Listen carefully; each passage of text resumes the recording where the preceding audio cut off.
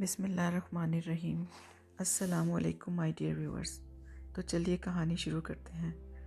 دکاندار نے عمر کے سامنے رنگ برنگی ٹائیوں کا ڈھیر لگا دیا تھا، مگر اسے کوئی ٹائی پسند نہیں آ رہی تھی۔ کوئی اور عمدہ سی ٹائی دکھائیے، عمر بولا۔ یہ نئی آنے والی ورائٹی دیکھیے، بہت اچھی ٹائیاں ہیں۔ میں اس طرح کی صبح سے بہت سی ٹائیاں بیچ چکا ہوں۔ دکاندار نے چہرے پر مسکراہٹ سجاتے ہوئے کاؤنٹر پر نئی ورائٹی کی ٹائیوں کا ڈھیر لگا دیا۔ سب ہی ٹائیاں بہت عمدہ تھیں۔ عمر کو سبز رنگ کی ایک ٹائی پسند آئی تو اس نے ٹائی باندھ کر شیشے میں دیکھا تو دکاندار نے فوراً کہا، یہ ٹائی آپ پر بہت اچھی لگ رہی ہے۔ پھر وہ ٹائی خرید کر دکان سے باہر آ گیا۔ اسے یقین تھا کہ پرنسپل صاحب کو یہ ٹائی بہت پسند آئے گی۔ وہ اپنے تمام کام چھوڑ کر خصوصی طور پر یہ ٹائی خریدنے کے لیے بازار آیا تھا۔ وہ خوشی سے سرشار موٹر سائیکل سٹینڈ کی طرف بڑھا تو اچانک جاوید اس کے سامنے آ گیا۔ وہ جاوید کو دیکھ کر بوکھلا سا گیا۔ ایسا لگ رہا تھا جیسے اس کی چوری پکڑی گئی ہو۔ کیا خریدا ہے؟ جاوید نے پوچھا۔ کوئی خاص نہیں، بس گھر کی کچھ چیزیں خریدی ہیں۔ تم کیا لینے آئے ہو؟ میں بھی گھر کے لیے کچھ چیزیں لینے آیا ہوں۔ عمر کو اللہ حافظ کہہ کر کچھ دیر بعد جاوید ایک ٹائی شاپ میں موجود تھا۔ جاوید بھی کسی عمدہ ٹائی کی تلاش میں آیا تھا۔ ایک اچھی سی ٹائی خریدنے کے بعد وہ بھی عمر کی طرح بہت خوش تھا۔ ان کا تیسرا دوست جلال کتابوں کی ایک دکان میں قیمتی قلم خریدنے میں مصروف تھا۔ دوسرے دن تینوں کالج میں موجود تھے۔ تینوں موقع کی تلاش میں تھے کہ جب پرنسپل دفتر میں اکیلے ہوں تو وہ ان کے پاس جا سکیں۔ تیسرے پیریڈ میں جاوید کو موقع مل گیا۔ اس نے پرنسپل کے دفتر میں داخل ہونے کی اجازت طلب کی تو پرنسپل نے خوش دلی سے کہا، جی جاوید صاحب آئیے۔ شکریہ سر، یہ کہہ کر جاوید پرنسپل کے دفتر میں داخل ہو گیا۔ تشریف رکھیے، کہیے کیسے آنا ہوا ہے؟ وہ سر، میں کل بازار گیا تھا، ایک ٹائی مجھے بہت اچھی لگی تو وہ میں نے آپ کے لیے خرید لی۔ یہ کہہ کر جاوید نے جلدی شاپنگ بیگ سے کالے رنگ کی ٹائی نکال کر پرنسپل کی طرف بڑھائی تو وہ بولے، یہ تو آپ نے تکلف کیا ہے۔ سر، اس میں تکلف والی کون سی بات ہے؟ یہ ٹائی رکھ لیں، مجھے خوشی ہوگی۔ جاوید کی یہ بات سن کر پرنسپل نے ٹائی میز کی دراز میں رکھ لی۔ جاوید بہت خوش تھا۔ وہ پرنسپل کو ٹائی دینے میں کامیاب جو ہو گیا تھا۔ چھٹی سے کچھ دیر پہلے جلال بھی قیمتی قلم لیے پرنسپل کے سامنے بیٹھا تھا۔ الیگ سلیگ کے بعد پرنسپل نے آنے کا مدعا پوچھا تو جلال نے قلم ان کی طرف بڑھاتے ہوئے کہا، سر، کل شام کتابوں کی ایک دکان میں بچوں کے لیے کتابیں خریدنے گیا تو یہ قلم مجھے اچھا لگا، پھر میں نے یہ قلم آپ کے لیے خرید لیا۔ پرنسپل نے شکریہ کہہ کر قلم میز کی دراز میں رکھ لیا۔ عمر اس دن پرنسپل تک اپنا ٹائی کا تحفہ پہنچانے میں کامیاب نہ ہو سکا تھا۔ اسے پرنسپل کے نائب قاصد کے ذریعے معلوم ہو چکا تھا کہ جاوید اور جلال پرنسپل کو ملنے آئے تھے۔ اب اسے اپنے منصوبے کی تکمیل کے لیے 24 گھنٹے انتظار کرنا تھا۔ وہ چہرے پر اداسی لیے گھر میں داخل ہوا تو بیگم نے بھانپ لیا کہ معاملہ کچھ گڑبڑ ہے۔ لگتا ہے ٹائی مشن ناکام ہوا ہے۔ کیا پرنسپل نے ٹائی لینے سے انکار کر دیا ہے؟ نہیں، ایسی بات نہیں، آج میرے پیریڈ زیادہ تھے اس لیے پرنسپل سے مل نہیں سکا۔ جاوید اور جلال نمبر لے گئے ہیں۔ کسی کو شیشے میں اتارنے کا فن تو دونوں کو خوب آتا ہے۔ آپ بھی تو اس فن میں ماہر ہیں۔ نئے پرنسپل کی آمد سے پہلے ہی آپ اس کے بارے میں معلومات حاصل کر لیتے ہیں اور پھر اسے ایسا شیشے میں اتارتے ہیں کہ اس کی زبان پر صرف آپ ہی کا نام ہوتا ہے، بیگم بولی۔ پرنسپل خوش تو ہر معاملہ خوش۔ نئے آنے والے پرنسپل بھی مجھ سے خوش ہوں گے، بس ذرا ٹائی مشن مکمل ہونے دو، عمر مسکرا کر بولا۔ روشن نگر میں 30 سال قبل ایک شخص رب نواز نے اپنے مرحوم دادا معراج کے نام سے معراج میموریل کالج کی بنیاد رکھی تھی۔ چند سالوں ہی میں کالج کا شمار شہر کے بہترین کالجز میں ہونے لگا تھا۔ عمر، جاوید اور جلال پچھلے 15 سالوں سے کالج میں پڑھا رہے تھے۔ جب بھی کوئی نیا پرنسپل آتا یہ اپنے مشن کی تکمیل میں مصروف ہو جاتے۔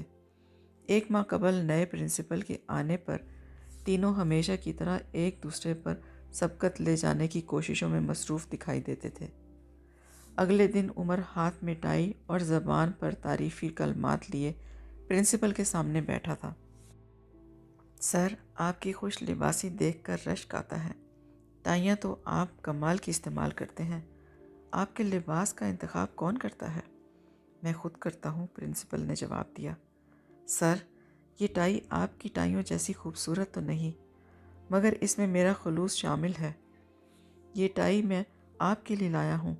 عمر کو اس طرح جملے بولنے کی مہارت تھی۔ پرنسپل نے ٹائی لے کر میز کی دراز میں رکھ دی۔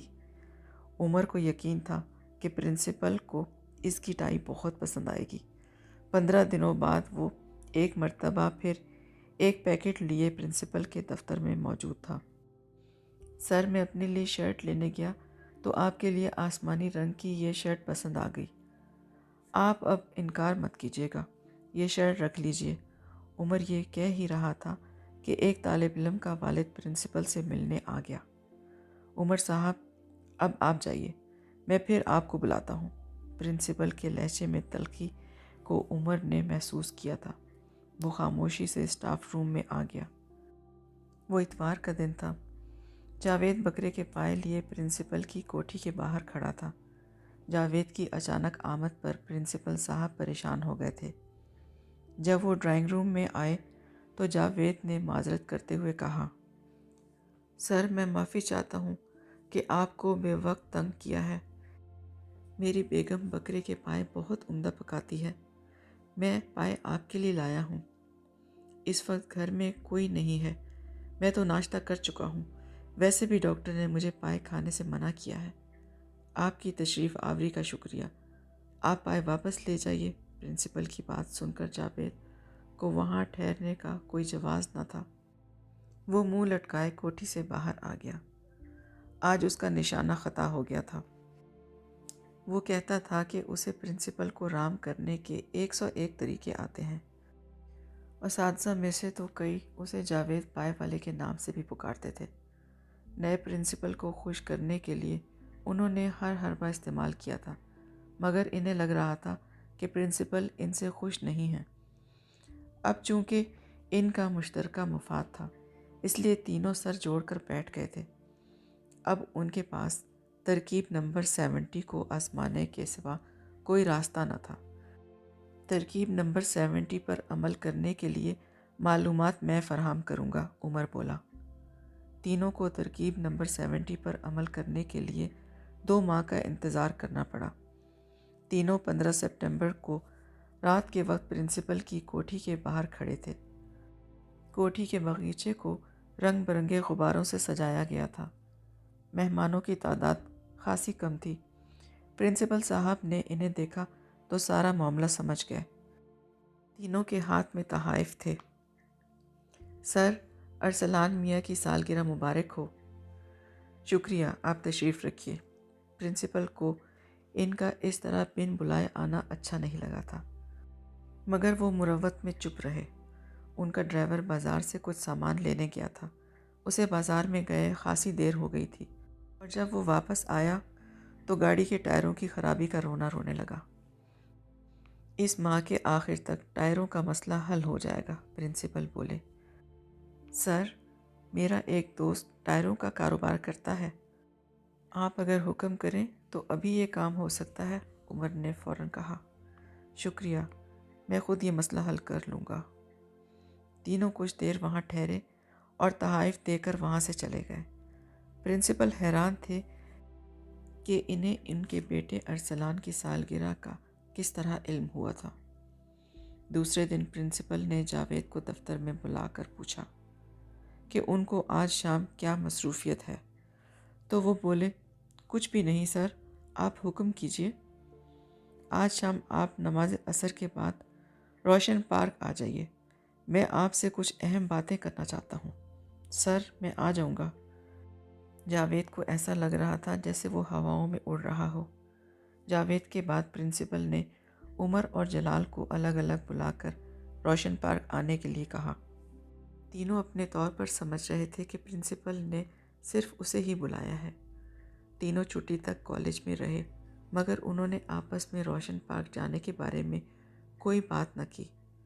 جب وہ مقررہ وقت تینوں روشن پارک پہنچے تو ایک دوسرے کو دیکھ کر پریشان ہو گئے۔ پرنسپل صاحب ان کے منتظر تھے۔ کچھ دیر بعد وہ پارک میں بنے ایک چھوٹے سے ریسٹورنٹ میں بیٹھے تھے۔ پرنسپل کی دائیں طرف ایک شاپنگ بیگ پڑا تھا۔